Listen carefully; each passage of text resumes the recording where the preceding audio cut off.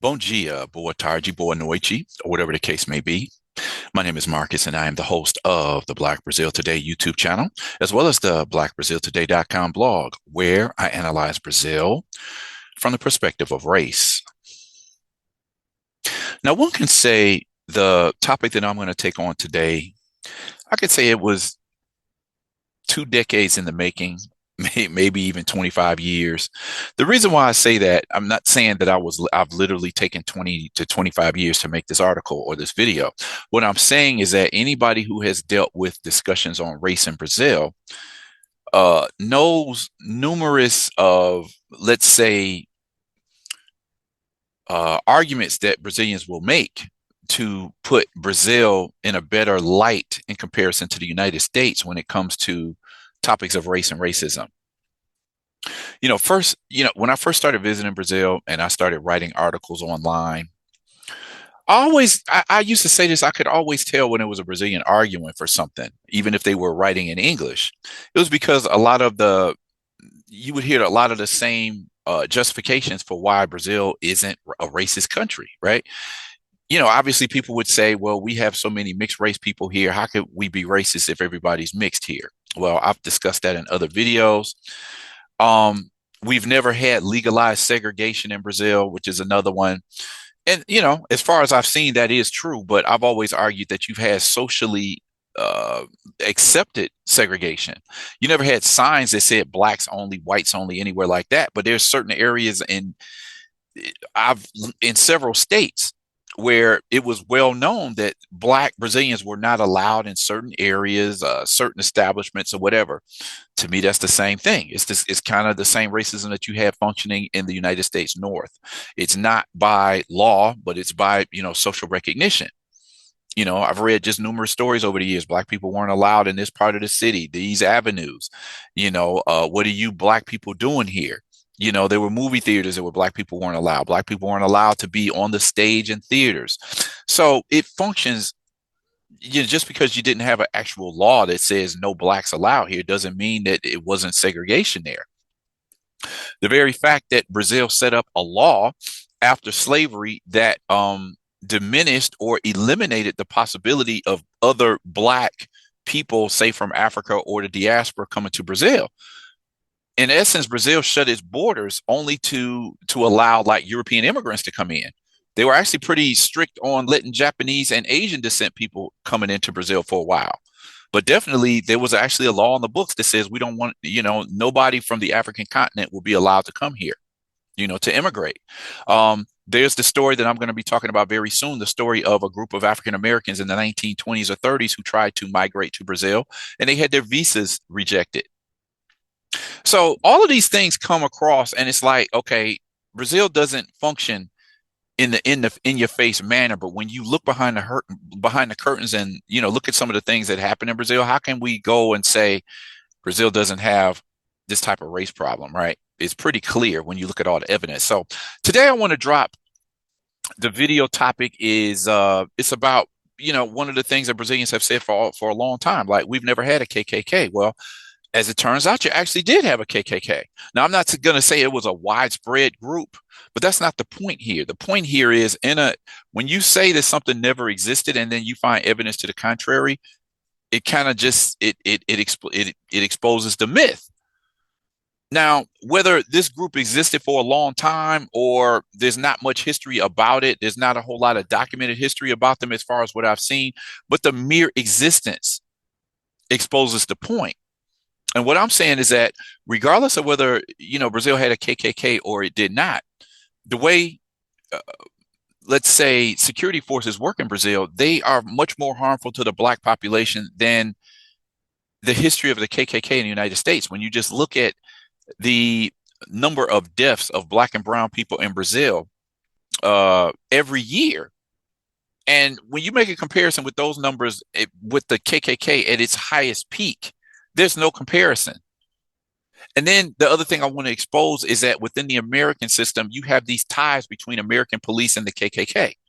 So it plays out in the same way. When you have these factions in the military police in Brazil, there are people who have been hired specifically to eliminate what they call undesirables.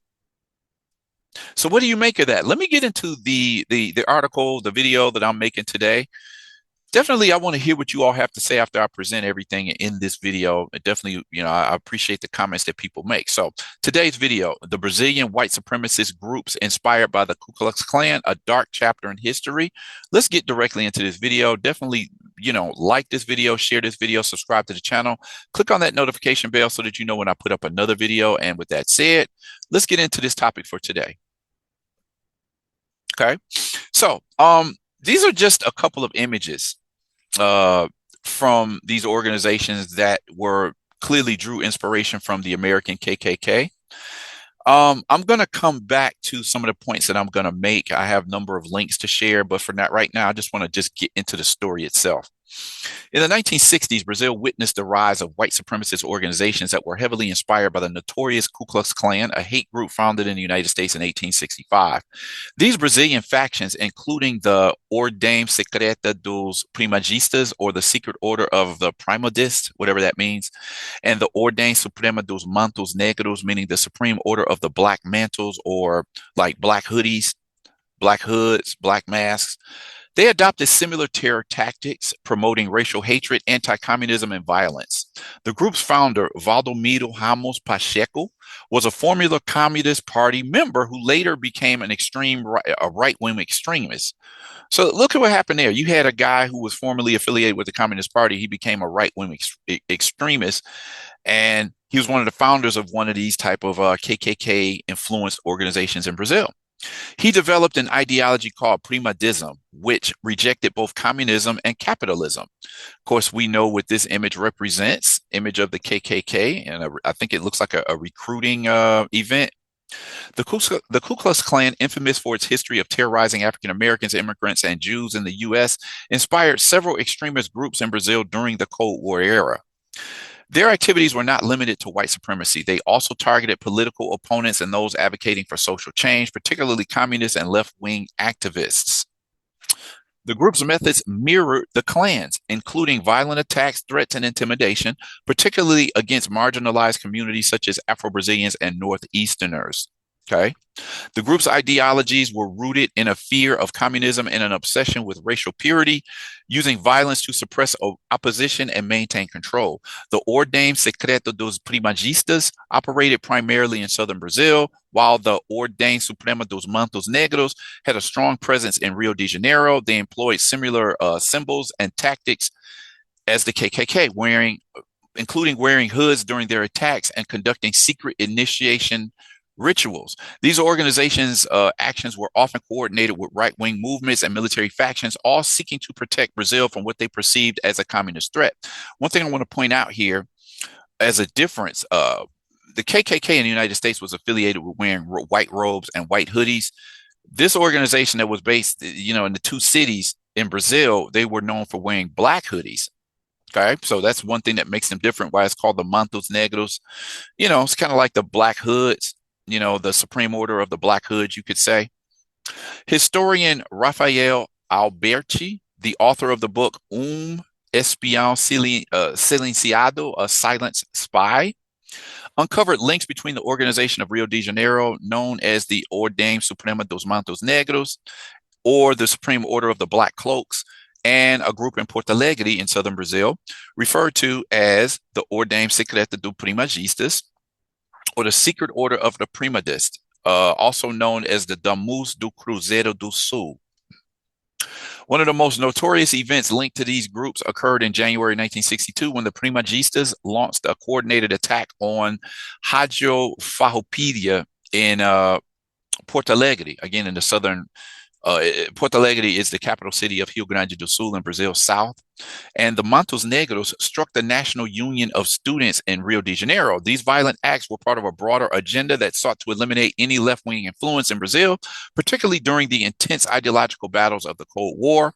These are just some newspaper headlines. You see the word primagistas right there, talking about, let me see, militares, people of the military were included among those masked people who invaded the radio station.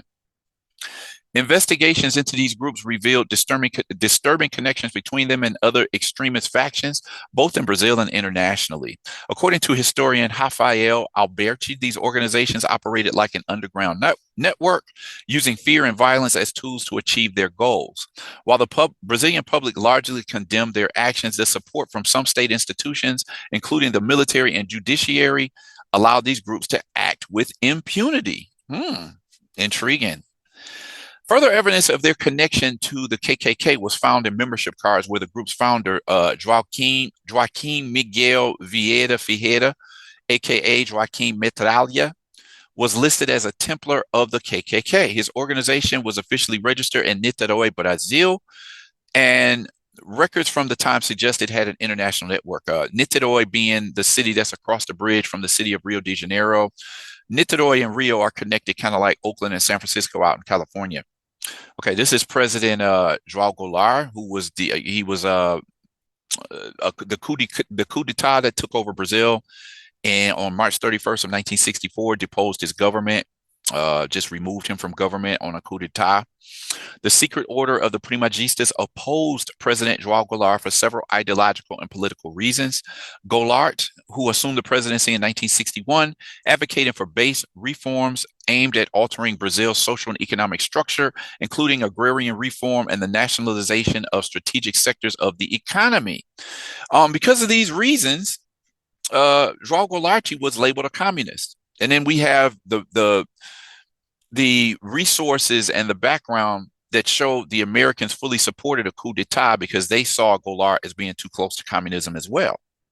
You know, this coup d'etat led to a 21-year dictatorship, military dictatorship in Brazil. These reforms were seen by many as a threat to traditional economic system and the interests of conservative elites, and were also interpreted as communist influences. This is you can see a lot of, Brazil has its own long history, anti-communist movements. This sign right here says Brazil will not be the new Cuba, okay? The Primagista group had an extreme right ideology focused on combating communism and leftist politics. Although it presented itself as an alternative to both capitalism and communism, Primadism proposed an authoritarian model of government that emphasized order and discipline. This ideology was completely contrary to the reforms proposed by Goulart, which sought a greater redistribution of power and resources, with his administration enjoying support from more progressive sectors, including unions and leftist social movements. So you see JFK here with João Goulart. Moreover, the context of the Cold War also influenced the stance of the Primagistas. During this time, there was strong ideological polarization, and any movement perceived as communist or aligned with the Soviet bloc was vehemently opposed by extreme right groups like the Secret Order of the Primagistas. Goulart's government was seen as a potential gateway for communist influence in Brazil, which motivated these organizations to oppose him, including through terrorist attacks, such as the assault on the Rádio Rapotipilia in Porto Alegre, as I mentioned earlier. Documents from Rio Grande do Sul's Central Intelligence Service revealed that after the 1964 coup d'etat, Valdomiro Ramos Pacheco wrote a letter to the state's Secretary of Public Security supporting a new military regime and condemning communism. This suggests that extremist groups like the Ordem Secreta dos Primagistas and the OSMN, the other organization, played a crucial role in the anti-communist climate that led to the overthrow of President João Goulart. This opposition was not isolated, but part of a network of extremist groups that collectively sought to undermine the stability of Goulart's government and promote its downfall, culminating in the military coup of 1964. Therefore, the Secret Order of Primagistas was one of several right-wing organizations that used political violence and terrorism as tools to combat the government and its allies. The legacy of these extremist organizations is not just a historical footnote. Although their influence has waned in physical spaces, they have adapted to the digital age, using social media platforms to spread their hateful ideology. Today, white supremacists and far-right groups continue to recruit online using digital tools to radicalize younger generations. This is a newspaper article from maybe 60 years ago, just talking about this group, the Mantos Negros, the black hoods, the black masks. Instead of like the KKK dressed in white, they dressed in black. As Brazil continues to struggle with issues of racial inequality, these historical and contemporary connections highlight the ongoing battle against racism and extremism in the country, with increasing concerns about online radicalization. The fight against hate groups remains a critical issue in contemporary Brazilian society. Now, the other thing that you have to keep note here is that under the Jair Bolsonaro presidency, some years, what was that? Maybe I think he became president in like 2018, 19, if I'm not mistaken.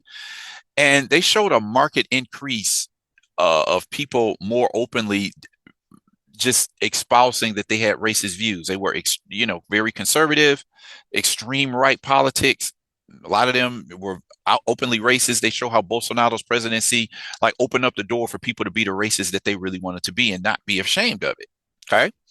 Um, this also brings to mind an article I did some years ago. I'm gonna have to find that article that showed that I think it was in Rio de Janeiro. There was a black politician. I think it was a politician. I have to find that story. And he got this flyer sent to him, and the flyer had a picture of like a KKK member with a white hoodie on saying, we're watching you. So I can't say if that, I don't know, maybe that was about 10, 15 years ago when I did that story. I have to find it, on the website, blackbraziltoday.com. Don't know if there's a connection there, but I'm just saying my whole point in making this video is that these factions exist in Brazil. Now, for many years, people have said the KKK organization has never existed in Brazil. We see now that it actually has existed. But my stronger point, my bigger point is that these factions can exist in government and they can exist in military forces as well as everyday security, like military police forces. And when they have in mind, there's a certain faction of society that we could do better not to have them, what they call Brazil's undesirables. You have they take their actions to eliminate what they call the undesirables. Some of these links are going to point this out. You'll just see that whether you call it KKK or the names of the organizations that I named, it's not going to matter because the thought itself is what matters. When you have these type of ideologies within the police forces, and then you consider the fact that it's the black and brown population that is usually the victims of police violence in Brazil, then you have to ask, what is the connection there? So the alarming numbers of death and military police actions, when I did a story some years ago that said, in terms of taking out black people, taking the lives away from black people, Brazil's police is much more harmful than American police. By some estimates, Brazil's police kills anywhere from 5 to 20 times more black people in Brazil than, the police forces in the entire United States. I've done reports where the number of police actions in just Rio and Sao Paulo took out more people. I think it was in 2003. Both of those police units, like, we'll say unalive 2,000 people in each city. When you look at the reports of American police killing people in the United States, it would take, I think I did a report. It said the entire police force in the United States, it would take 20 years for them to have equal numbers of killing people. Okay. So this is what we're looking at. The neo-Nazi group presence in Brazil is alive and well, particularly in the internet age where people can hide online. There's actually a specialist in Brazil who's been doing studies on neo-Nazi factions in Brazil all over the country. And then she says it's exploded in the years, just in the internet years, since everybody has access to the internet now. I've talked about the connection between the KKK and the American police. And what I'm saying is this ideal that says we need to get rid of certain types of people, whether they are an open, secretive organization that has these same ideals or these people participate in police units, it's the same thing. So what I want to do right now is just go through some of the links that back up what I'm talking about. Like this article here, might have been a documentary, I'm not sure. Cops and Klan go hand in hand. And this is what I was saying, how historically you've seen a close affiliation between American police and KKK, where some of those members of the KKK were found to be, members of police squads in various cities in the United States. Okay. If you go to the blackbraziltoday.com blog, you'll find all sorts of articles that just talk about the violent nature of Brazil's military police. I'm not even going to go through, and I'm not even going to bother. Just, if you want to see some of these stories, I haven't done a lot on that as of late, particularly on YouTube, but I'm saying it, go over to the blog and you'll see a lot of these stories. A document points to a late 1980s extreme right plan to exterminate poor populations. And when we say poor populations, we're talking about because police violence, even among poor people, affects Black and brown people more than it affects white Brazilians. Okay. This article talks about this think tank that we're just talking about how we need to get rid of certain undesirables in the country. And then you see these these violent acts of oppression that kill just numerous people in heavily Black states like Bahia. What else would you call that? For the Inter-American Commission, Brazil is a racist country and it exterminates its undesirables. Again, so this is not me saying, this is just the number of police. These are just the numbers of homicide per 100,000 in Brazil. The numbers are just off the chain in comparison to the United States. What else do we have here? Okay, these are more stories just talking about the connections. Or, I've always argued, like, whether you have a KKK or not, Brazil's military police unalives more people than the KKK ever did at their height. And with some of my research as of late, I've been finding that there's really been some things about the KKK.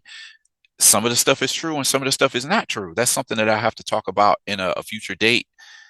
This whole thing is deeper than people really think it is. It's not just a thing of, oh, this group right here doesn't like Black people. It's like much deeper than you would probably imagine. Death squads and the genocide of Afro-Brazilians. This is one of the stories I did several years ago. This is talking about the murder of young Black men in Brazil. This is an interview with somebody who I think he was part of like a death squad, might have been an off-duty police officer who would put on a hood at night and just go out and just take out those undesirables, if you know what I mean. And he's talking about it in this article right here. I'm not going to read it here. He admits to being like together. He's part of a death squad. Go check out the article because I'm not going to read it here on YouTube. Police in northeastern state of Bahia kill more than one person a day. Rate is higher than in Rio and Sao Paulo.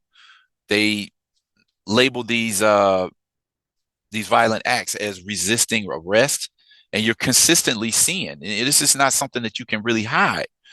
In 2003, police in Rio killed 1,195 people. By comparison, police departments in the entire United States killed 1,080 people within a 3-year period from 2002 to 2004. That's the point that I'm making here. When you got that many people who lost their lives because of police, and it takes the entire police force in the United States in a period of 3 years to match the numbers from one city in Brazil.